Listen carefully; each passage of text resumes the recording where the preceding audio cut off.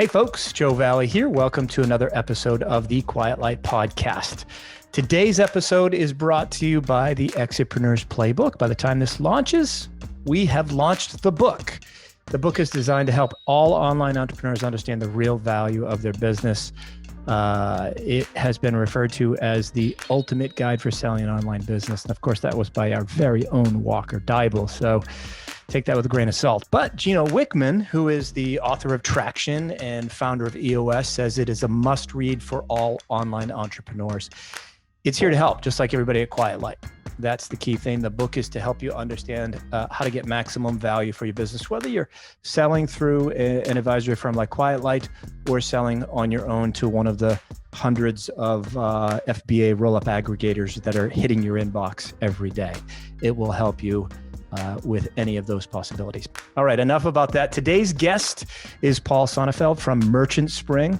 Paul is he's pretty cool. He's got a fantastic accent. We love our Australian folks, and actually, that's where he is. You're not Australian though, are you, Paul? No, I'm Dutch, and I really struggle to get rid of the accent. I can dial it up for your listeners if that's of interest, but I suspect it's not. Throw it in now and then. I'm from Maine originally, and my folks are from Massachusetts, and I can throw in that Boston accent whenever I want to, or my Maine accent. I can work it all in. So feel free to do what you need to do. It's okay. Make it more interesting. Yeah, it's good. At least you can control your accent. I find that over time I tend to mimic other people's accents, and I can't stop it. That's embarrassing. It's embarrassing, particularly when should not do that. From Ireland or Scotland. It's completely preposterous. Don't do that. If I try to mimic others' accent, I will just make a fool of myself because I do it so poorly. All right, tell us about Merchant Spring. I know that we've got an audience that I think really needs the services, and I know we don't obviously just pitch services here, but I want to talk about all the things that folks should be focusing on and some of the things that you do at Merchant Spring. So give us a little background there.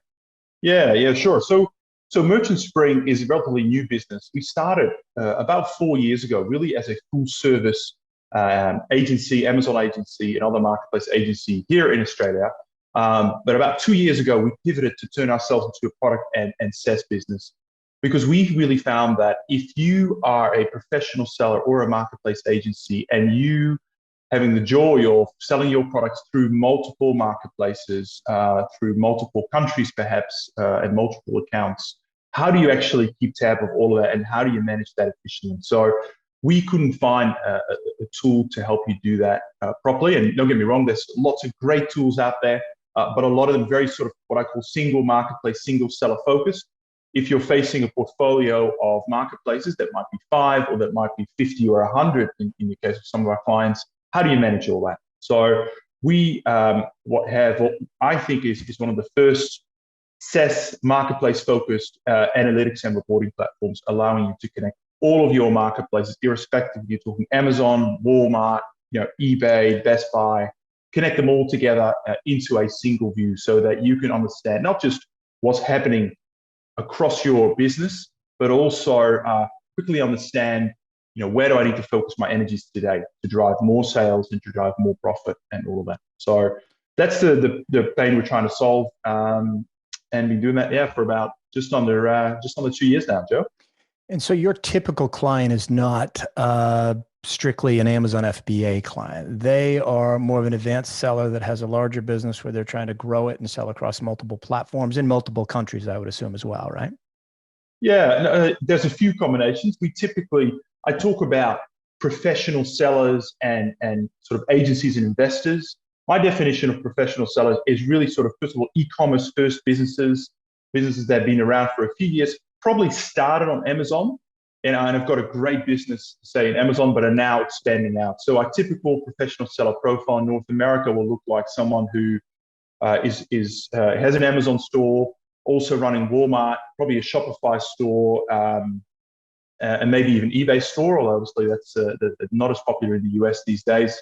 In Europe, that might be, hey, I'm an Amazon seller on Germany, but I'm also now France, Netherlands, Italy, Spain, and I'm also connecting to 1 or 2 local marketplaces like Cdiscount or Bol.com, and a similar story here in Australia. So that's that's our view of like really that professional investor.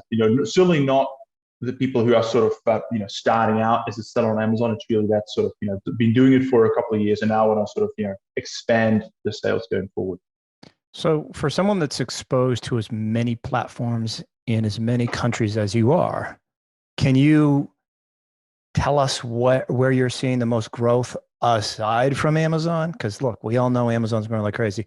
Sure. A lot of folks that maybe launch first on Amazon, launch their own, website.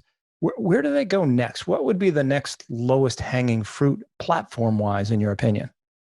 Yeah, look, that's a great question, and I could literally talk for 6 hours or the full day. But let me try and give you really the brief synopsis, right?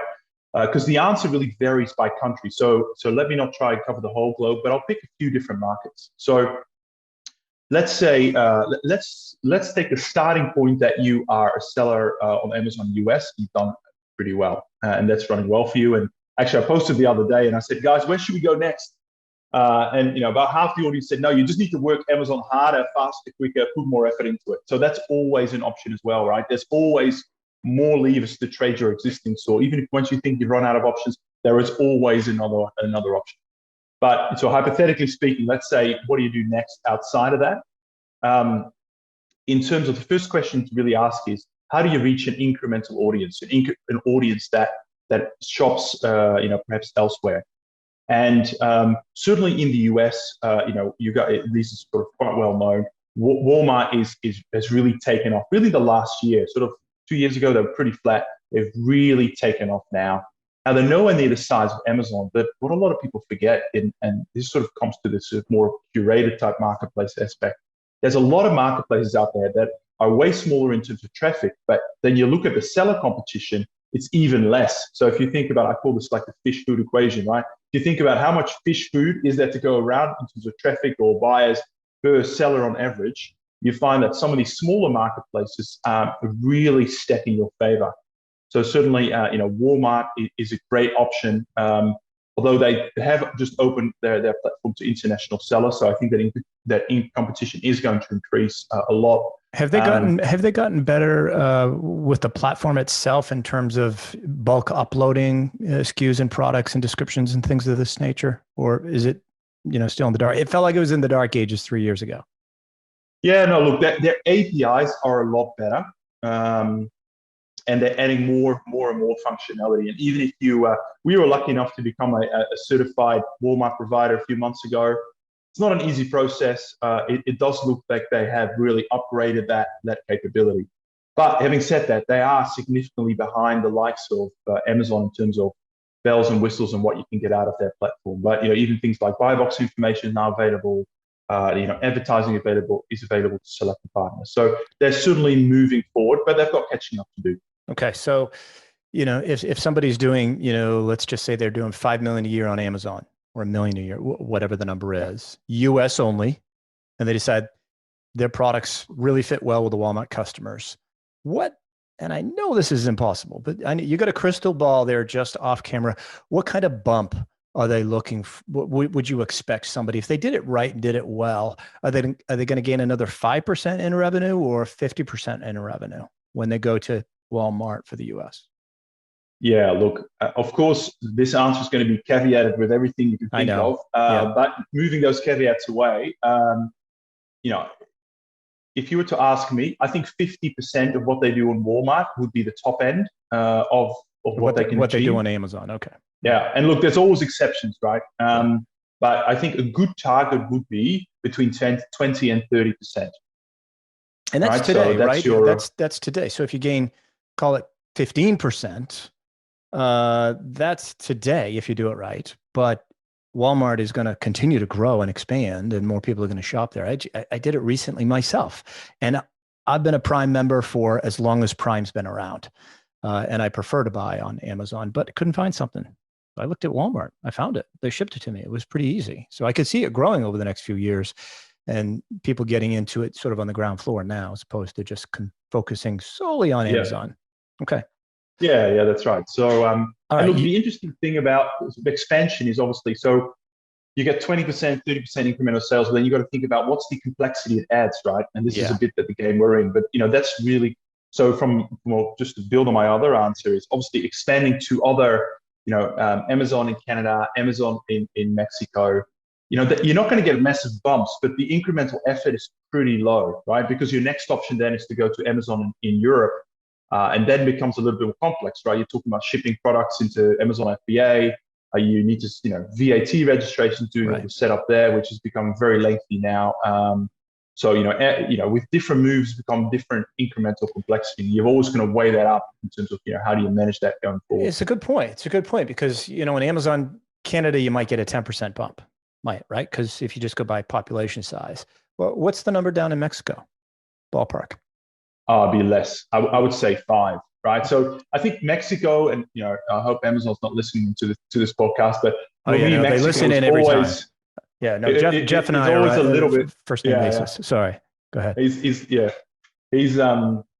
Mexico is a little bit sort of at the margin, right? It really depends on your products, because then you're also talking about language translation, the complexity of that.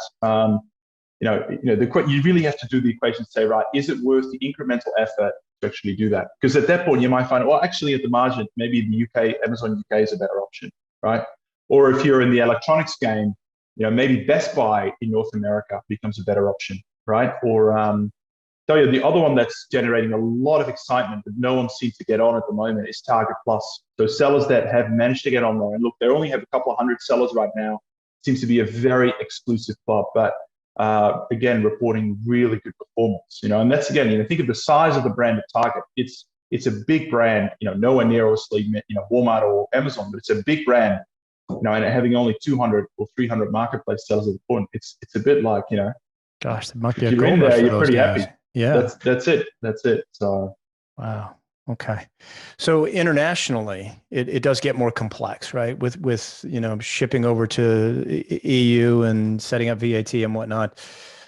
But there's a benefit there. Is it, again, going back a few years ago, that was more, look, we have the Wild Wild West here in the States. That was even more Wild Wild West. Is it becoming more commonplace for the residents over there to go to Amazon.com to buy, or is there another platform that they adopted early on? And I know it's not .com, folks. I know it's not. Yeah. No. Look, Europe is really a little bit a country by country proposition. What I would say is Amazon has established a really strong position relative to the other marketplaces in most countries. So if I just, certainly in Germany, it is the number one, followed by I was thinking eBay. you were going to say that. Yeah, the people that I see that launch over there seem to do very well in Germany. Okay, continue. So, and it's the great, it's really big. It's probably the number one in Germany. It is the number one in Italy, Spain. In France, there's a lot of local competition. So you've got Fnac is the largest, and depends a little bit on it's one of the largest domestic retailers, a bit like the Walmart of France, so to speak. You have Cdiscount, Darty. They're all other local marketplaces that are up there. But Amazon is probably, I would say, a solid second, depending on how you look at it. Then you've got some of the more emerging markets where Amazon has just entered. So in Poland, obviously it's completely new. So, you manage expectations, but they've got a very large domestic player called Allegro. Same for the Netherlands, right? Bol.com, we've just released the connector. They've been around for, I don't know, 15 plus years. I'm guessing, they have established a very entrenched position. And then you've got the UK, where it's really an Amazon and eBay game, and Amazon is definitely very far ahead of eBay. So a couple of really big markets where Amazon is number one. And look, what is the great thing about Amazon is its platform is pretty homogeneous across the world. So if you know how to trade, how to do business on Amazon, how to get your products into an Amazon fulfillment center, doing this for Europe is going to feel quite easy, probably easier than you think, in terms of, the complexities of cross-border and the like. All right. So let's just say we're on a bunch of these different marketplaces in different countries. How do I track it all? That's where Merchant Spring comes into place, right? Yeah. Look, obviously the challenge is all of these countries have different backends, different reports. Even just trying to understand things using a common terminology is really, really challenging. So the way we solve that is by allowing you, in a very light touch process, to link all of your accounts to our platform. So let's say, for example, you're a seller in Europe, or just entered Europe, selling in North America. You connect your Amazon US store, your Walmart store, then your Amazon Germany store, France, maybe a local connector like Cdiscount. Connect them all into the platform. Our platform, from reporting purposes, will convert everything back to your default currency. So there might be US dollars. So you can see your total e-commerce business in a snapshot. So you can understand, hey, right now, how's my business trending? But then the other thing that we're doing to really manage that complexity is bring all of the sales insights, operational insights, like seller health, for example, making that visible across the different marketplaces, profitability and the like, bringing it all at your fingertips in a very sort of easy, digestible interface, so that you can understand pretty much in real time, where are my issues, right? So, okay, I've got an issue in Cdiscount because my seller health rating has just gone to at risk because I'm shipping products too late. So we quickly shine a spotlight on that. You don't have to log onto the back end, trying to understand French, trying to work out what's going on, and then take some action. We just sort of cut, we just literally on that particular piece, we just give you 40 minutes of your time back that day because we serve that information at your fingertips. So it's a big time-saving tool, and it really helps you to reorient your energies on, where do I need to focus? Everyone wants to drive more sales and their bottom line. So how do I do that efficiently, and where do I need to start first? It sounds complex, to be honest with you, but that's from me, who's not very technical, right? I have certain skills, and fortunately, Mark at Quietlight, my partner, has skills that offset my weaknesses, and mine offset his. And then we've got other people as well that help. Talk about the learning curve here.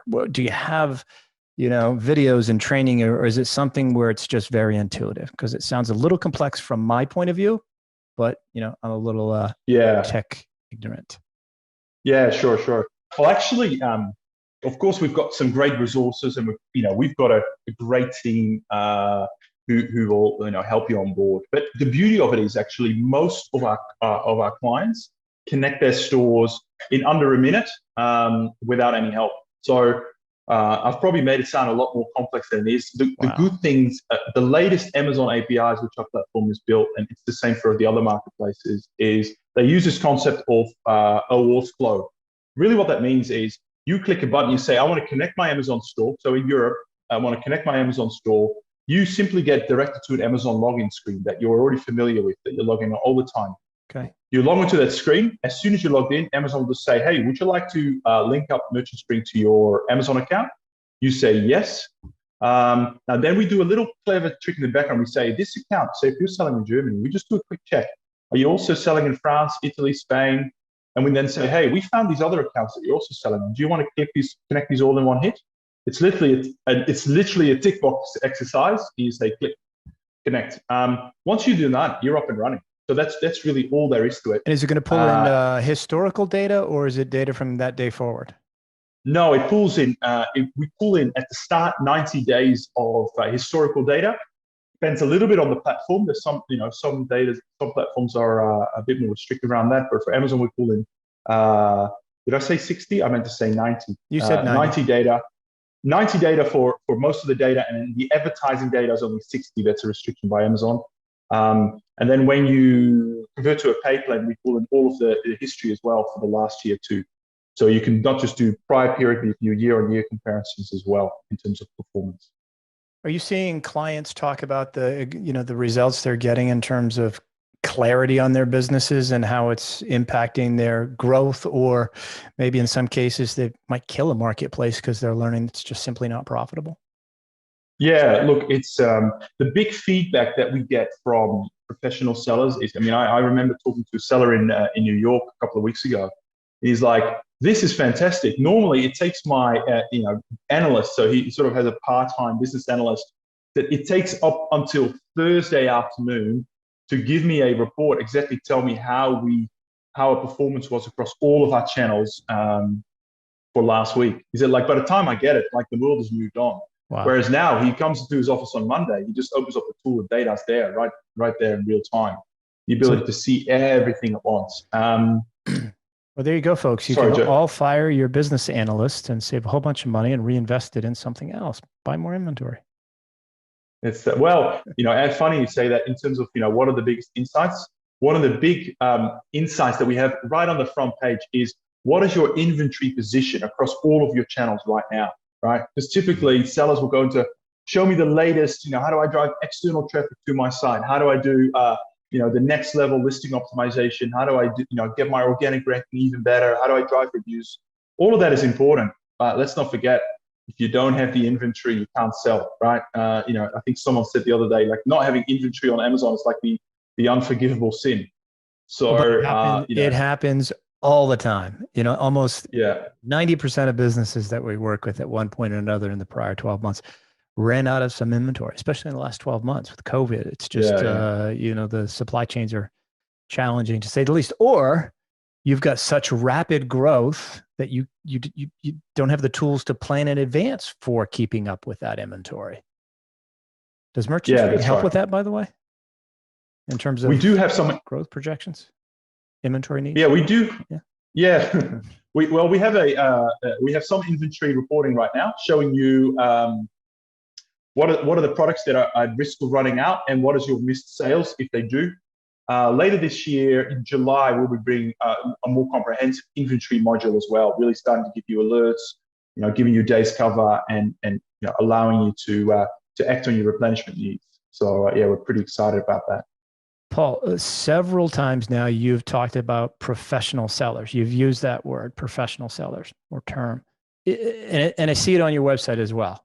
What's your definition of a professional seller, and who should and who shouldn't be using Merchant Spring services or SaaS business? So for us, professional seller is a seller that is across multiple marketplaces, and typically marketplaces is their main business, right? So who would that exclude? You may have just done, say, the Jungle Scout or a Helium 10 freedom ticket, right? You're an aspiring Amazon seller. You're about to start out. At that point, probably our tool doesn't add enough value. We don't solve enough problems for you for that point of your cycle. Probably in 2-3 years' time, once you've got Amazon is humming for you, just gone onto Walmart, that would be a great time to start using our tool. So it's really sort of that next stage of maturity for professional sellers. Well, you've been around for 4 years. Haven't those guys approached you to buy Merchant Spring yet? Which guys are you referring to? Helium 10 and Jungle Scout. Not yet. Not yet. No? Not yet. But I did see. Interestingly, they are getting into this game, right? So Jungle Scout recently raised a lot of money. I think 110 mil, really to build their advertising capabilities. But what's also really interesting is they are starting to focus cross-platform, right? They're talking about how do I build our tools for Walmart? How do I build our tools for other things? So there is a natural shift that's happening now. There's a whole pool of sellers that are really maturing. They've built great businesses on Amazon, and they're now going, like any business owner goes, right? Where's my next source of growth? How do I expand? How do I drive that? And then, what are the tools to support me in that journey? Yeah, and it sounds like you are 4 years ahead of the other big, well-known names in the FBA space. So good for you. I think it's good for the sellers, and I think your clear definition of professional sellers selling on multiple platforms or marketplaces is spot on. So when you get to the next level beyond just selling on Amazon.com, folks, Merchant Spring sounds like a really good fit for you. Paul, how do the folks find out about Merchant Spring, get in contact with you, those types of things? Yeah, sure. Head to our website, merchantspring.io. You'll find everything there. We've just launched our shiny blue version of the site. So head there. It tells you everything you need to know about the tool. We offer a free trial, no credit card required, so you can really kick the tires on it. Really encourage you to do that if you are selling across multiple marketplaces. And for those of you listening to this, feel free to hit me up on LinkedIn, send me a private message if there's anything particular you'd like to know. I'd love to come back to you as well. All right. We'll make sure the LinkedIn link is inside the show notes, folks. Paul, thanks so much for your time, man. I really appreciate it. Good to have you on the podcast. Thank you, Joe. Great to be on your show. All right, folks, thanks for joining us for another episode of the Quiet Light Podcast. Greatly appreciate it. Please hit that subscribe button and give us a review. If you like what we say and the guests that we have, let us know. It will help grow our audience and help others understand what we do from your point of view. So thanks again for listening to the Quiet Light Podcast. We'll see you next week.